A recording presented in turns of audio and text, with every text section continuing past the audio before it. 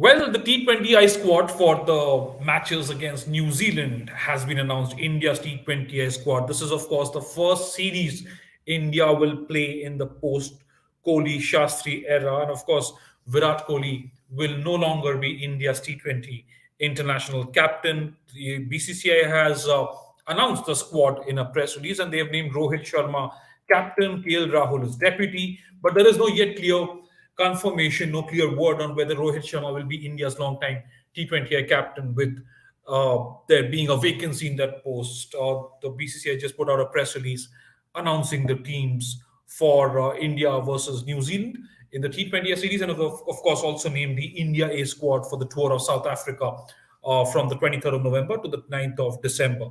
But first, I'll come to the India T20I squad. Rohit Sharma has been named captain. KL Rahul is vice captain. There is no Virat Kohli, who is resting. There is no Jasprit Bumrah. There's no Mohammad Shami. There's no Ravindra Jadeja. More notably, there's also no Hardik Pandya and no Rahul Chahar. While at the others, you can look and say, you know what, Virat, Jadeja, Bumrah, Shami, they have been in the row non-stop for the last year and a half.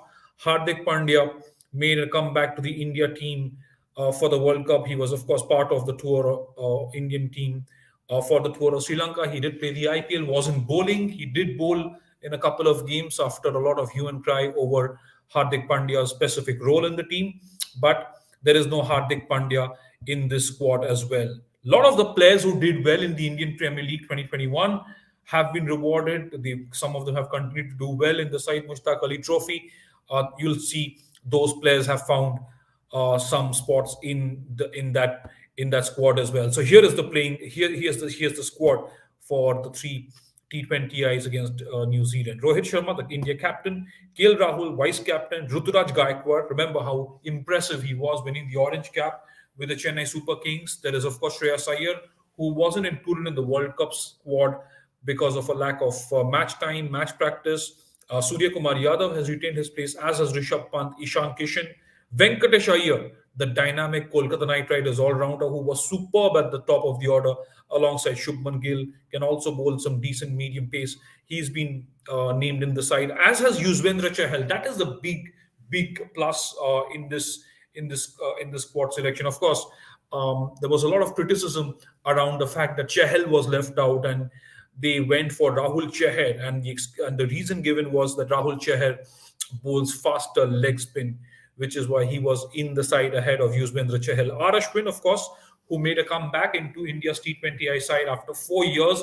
Akshar Patel is in the side, as is Avesh Khan, Bhuvneshwar Kumar, Deepak Chahar, Rahul Chahar's cousin, Harshal Patel, the purple cap winner from the 2021 IPL, and Mohammad Siraj. He's my favorite India fast bowler at the moment. Has to play multi-format cricket. He has to, he's fit, he's young, he's always fast and charged up. Good to see him in this lineup. So this is how it is looking like. Rohit Sharma, KL Rahul, the captain, the vice captain, Ruturaj Gaikwad, Shreyas Iyer, Surya Kumar Yadav, Rishabh Pant, Ishan Kishan, Venkatesh Iyer, Yuzvendra Chahal, Ashwin, Akshar Patel, Avesh Khan, Bhuvneshwar Kumar, Deepak Chahar, Harshal Patel, and Mohammad Siraj. It's going to be interesting.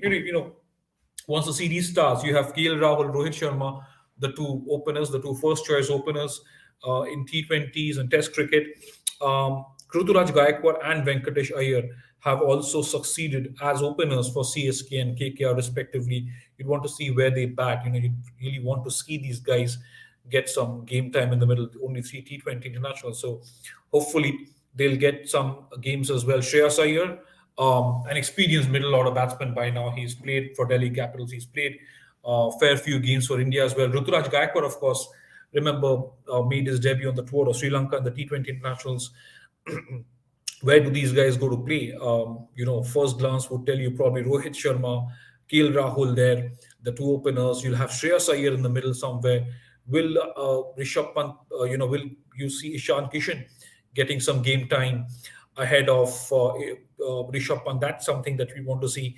What sort of role will Venkatesh Iyer have to play? Will you see him being drafted in the middle order with his explosive hitting abilities? And will he be able to bowl a few overs as well?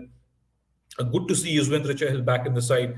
Akshar Patel's inclusion, of course, gives the team some sort of balance. He's a very good batsman, good fielder, and he's a very, very able left arm spinner. Avesh Khan had such an impressive IPL with the Delhi Capitals. Deepak Chahar, he's always been in the scheme of things for India, especially in the shorter formats and T20 internationals.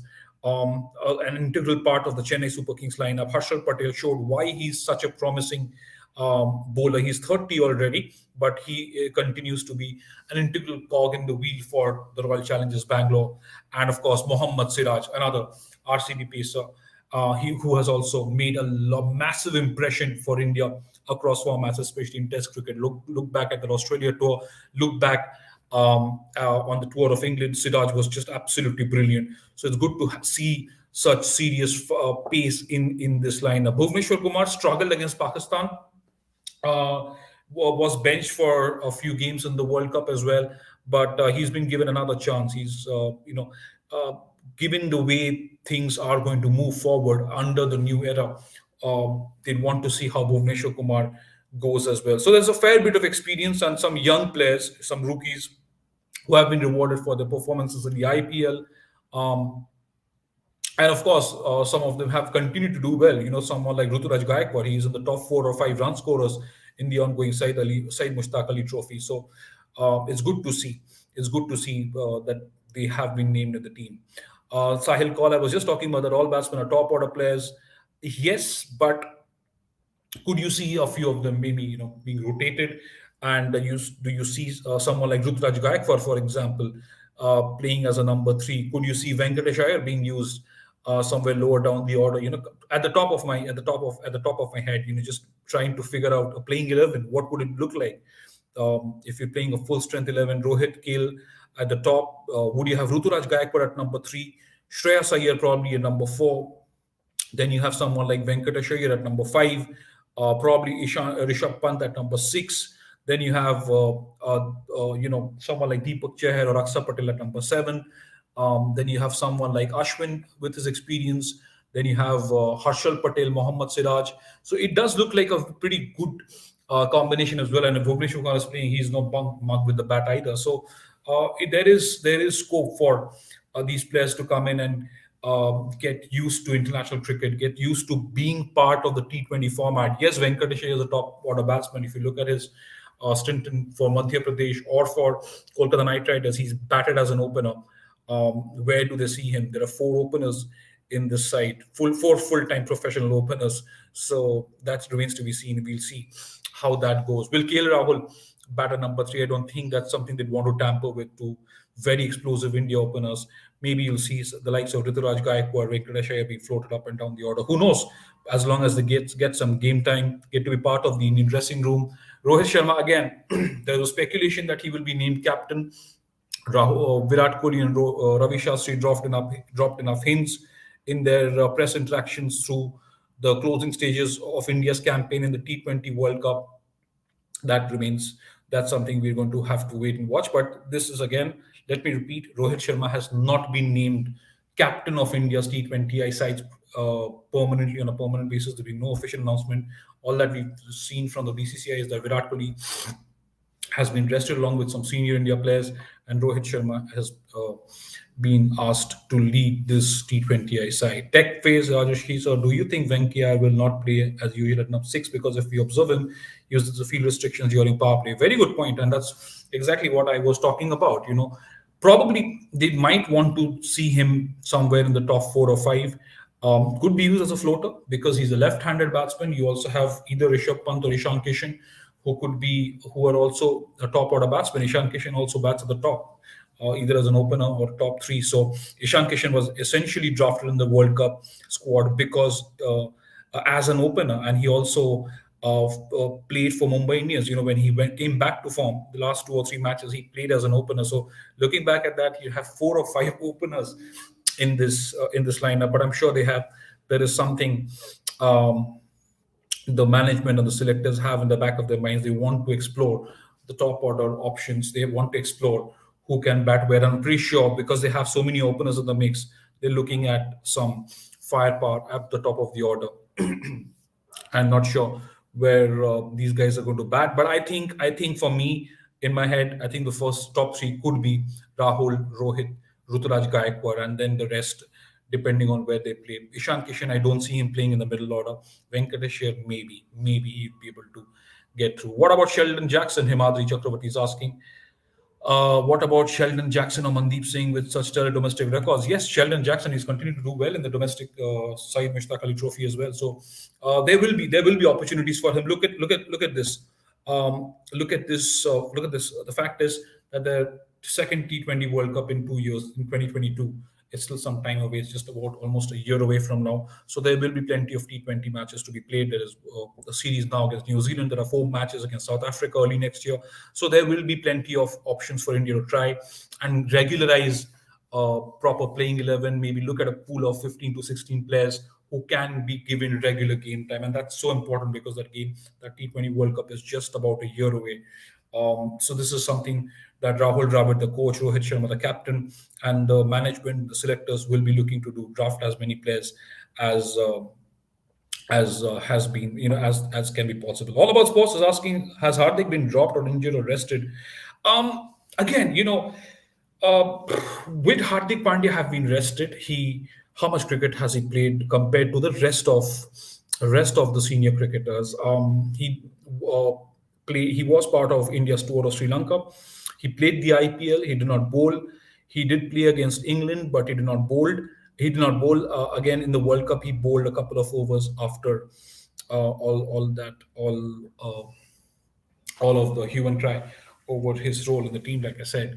So maybe they just want to look at a couple of other all-round options. Harshal Patel and Venkatesh Iyer have good options to look at. Deepak Chahar himself is another very, very good option. So that's something that the selectors probably want to do. And Hardik Pandya, the fourth all-rounder, third all-rounder, would have been too many.